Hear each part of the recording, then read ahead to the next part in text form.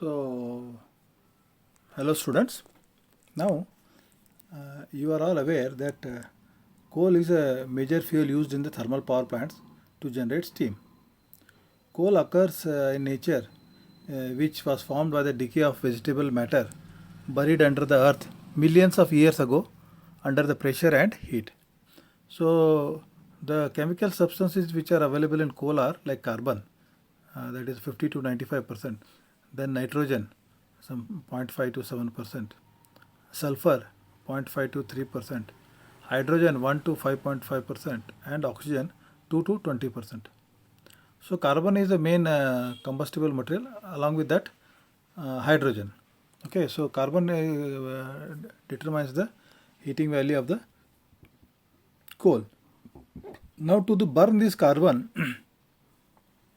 we have got stokers, two types of stokers basically. One is overfeed stoker and another is underfeed stoker. So in this discussion, we will see overfeed stokers as well as underfeed stoker. Now you can see in this picture you can see the overfeed stoker, which is described. The primary air enters the grate from the bottom. You can see in the bottom there is a grate.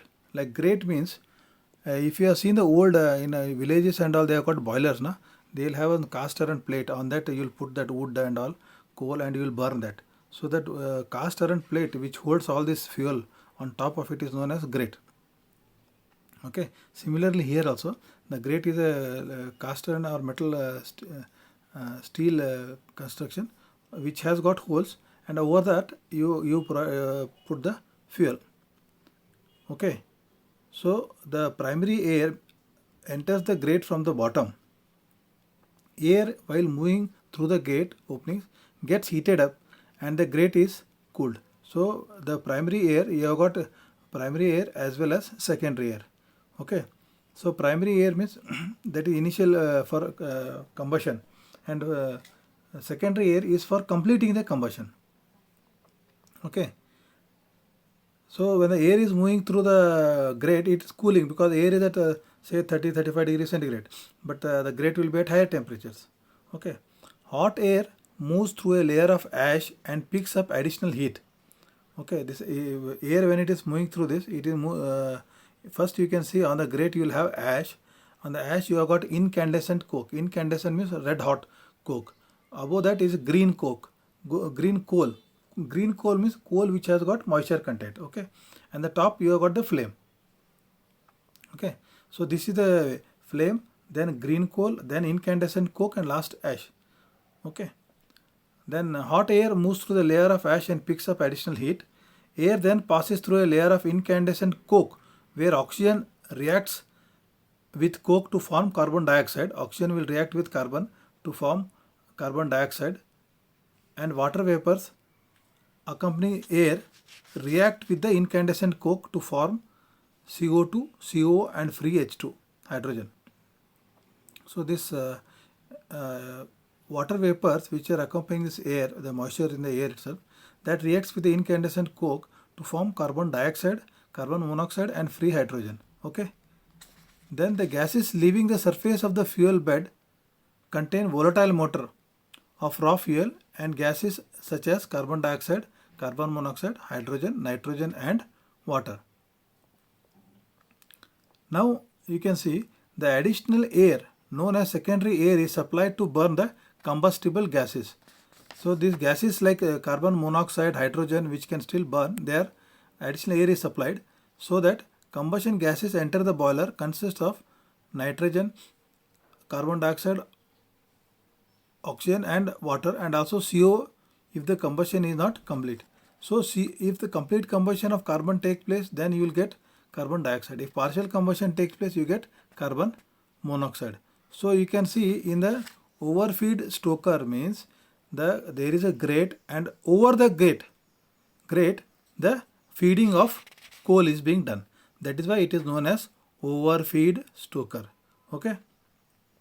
And as I said, there are two types of air supplied. One is the primary air which enters from the bottom, and second air at the top, which secondary air which will complete the combustion by burning the carbon monoxide, volatile matter and hydrogen and convert them into carbon dioxide, oxygen, nitrogen and water vapor. So this is the overfeed stoker principle. And you can see on the grate you will have first have ash. On the ash you will have incandescent coke, red hot coke, and on the coke you will have green coal which is fed from the top, and lastly on the top you have the flame.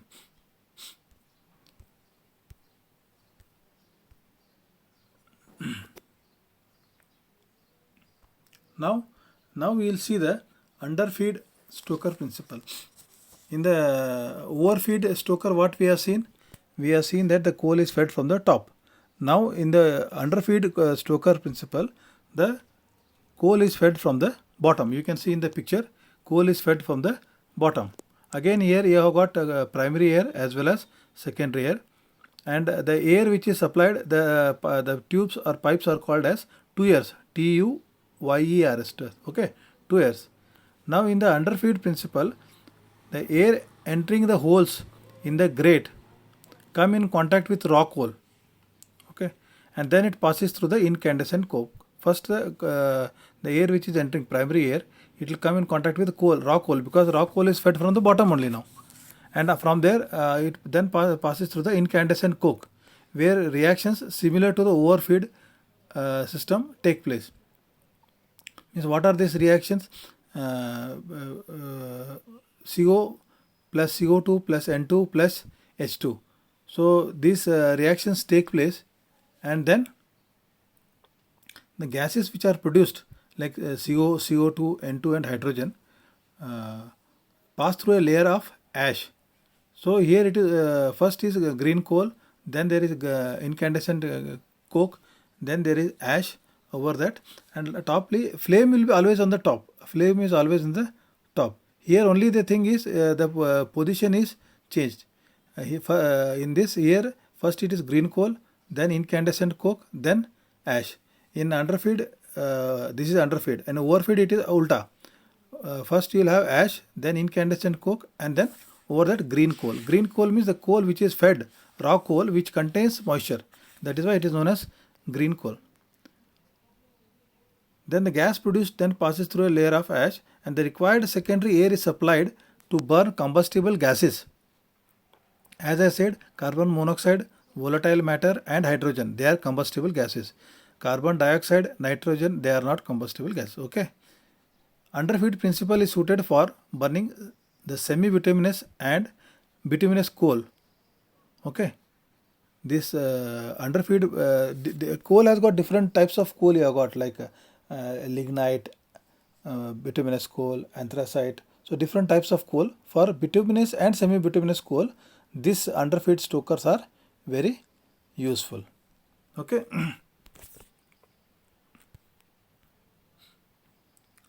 And if you look at the comparison between the overfeed stoker and underfeed stoker, in the first what we discussed, overfeed, the movement of coal and air is in opposite direction, because coal is fed from the top and air is fed from the bottom.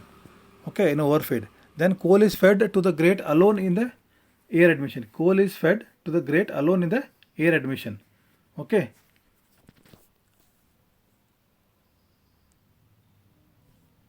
So coal is fed to the grate along with the air admission. So top coal is coming, bottom air is coming.